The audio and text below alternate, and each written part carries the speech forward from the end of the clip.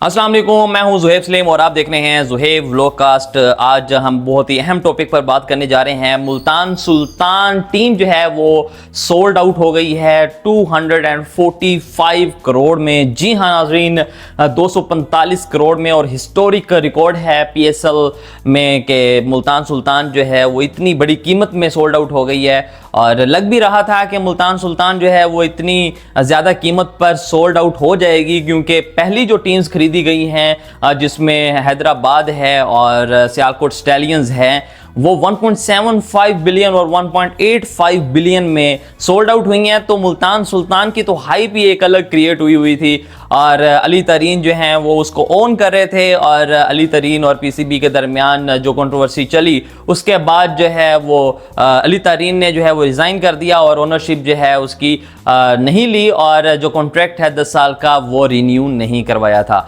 और उसके बाद जो है पीसीबी ने डिसाइड किया था कि पीएसएल 11 में यानी 2026 में जो पीसीबी है वो मुल्तान सुल्तान की ओनरशिप जो है वो मैनेज कर रही होगी, और सारी चीज़ें उसकी मैनेजमेंट, उसकी टीम जो है वो पीसीबी ही मैनेज करेगी। और पीसीबी ने यकीन दहानी करवाई थी कि जो पीएसएल में मुल्तान सुल्तान है हम उसको सक्सेसफुली चला कर दिखाएंगे। और उसके बाद जो है दो टीम्स जब खरीदी गई, उसके बाद मुल्तान सुल्तान की बहुत ही ज़्यादा डिमांड हुई और इन्वेस्टर ने इंटरेस्ट शो करवाया। तो उसके बाद पीसीबी ने सोचा कि इसकी जो है ऑक्शन करवा दी जाए, और 9 फरवरी को इसकी ऑक्शन हुई, सिर्फ 2 दिन पहले प्लेयर ऑक्शन से। और इसकी जो बेस प्राइस है वो 182 करोड़ से स्टार्ट हुई, और 185 करोड़ में जो है वो सियालकोट स्टैलियंस को सोल्ड आउट किया गया था, और इसकी 182 करोड़ से जो है वो स्टार्टिंग प्राइस हुई। और इसकी पहली बिडिंग जो है वो सिटी वेंचर्स की जानिब से जो है वो आगाज़ किया गया, जिसमें 1 करोड़ जो है वो एडिशन किया गया, और 183 करोड़ की जो है वो पहली बिडिंग हुई। और वली टेक्नोलॉजीज़ ने जो है वो उसके बाद हैरान कर दिया, क्योंकि उन्होंने डायरेक्ट जंप किया और उनकी जो सेकंड बिडिंग थी वो थी 190 करोड़। जी हाँ नाजरीन, वली टेक्नोलॉजीज़ जो है वो पूरी तैयारी के साथ आया हुआ था, और उनकी पहली बिडिंग से ही लग रहा था कि आज कुछ जो है वो एक अनोखा होने वाला है। और जो ऑक्शन में मौजूद थे वो भी हैरान थे कि हमें तो इतना टाइम नहीं मिल रहा कि स्क्रीन जो है वो ब्लिंक भी कर पाएँ। सो जो पहली बिडिंग जो है वही वली टेक्नोलॉजीज़ ने इतनी बड़ी लगाई, और उसके बाद जो है वो बहुत ही हाई कंपटीशन चला सीडी वेंचर्स और वली टेक्नोलॉजीज़ के दरमियान।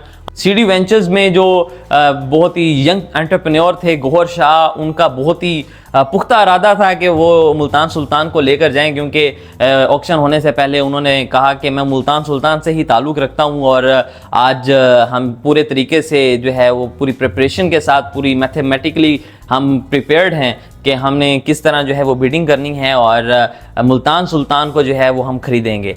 और उनका ये था कि उनका मुकाबला होगा अली तरीन के साथ, लेकिन उनका जो कंपेटिटर है वो वली टेक्नोलॉजीज़ निकला।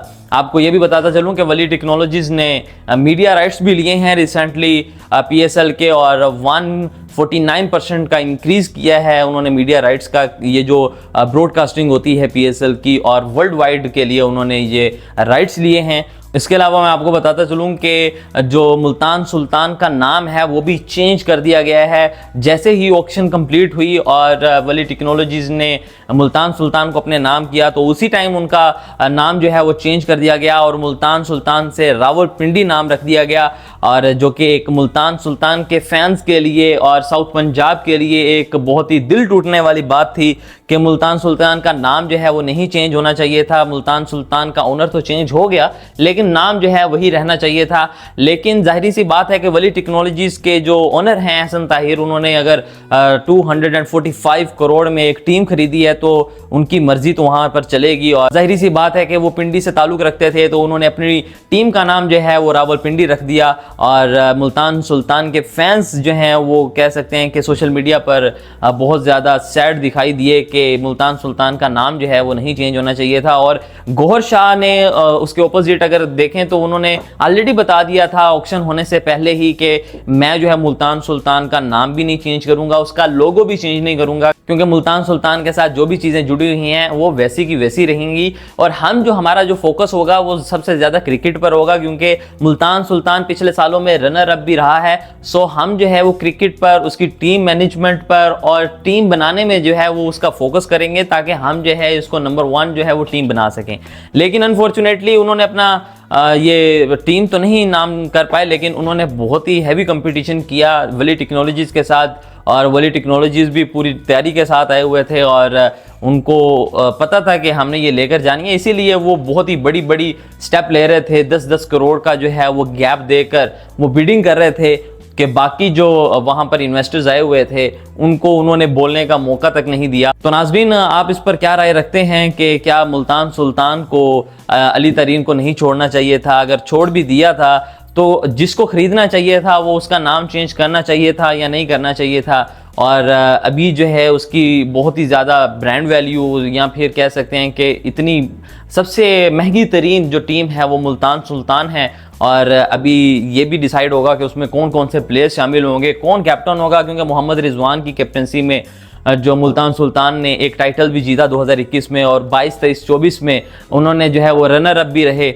सो मोहम्मद रिजवान भी एक आइडेंटिटी थे विद मुल्तान सुल्तान, और वो भी अब जो है वो अलहदा हो गए हैं। अब न्यू मैनेजमेंट आएगी और न्यू प्लेयर्स आएंगे। सो देखते हैं। अभी जो PSL 11 है ये बहुत ही एक बड़ा इवेंट होने जा रहा है, क्योंकि 2 टीम्स ऑलरेडी एडिशन हो चुकी हैं।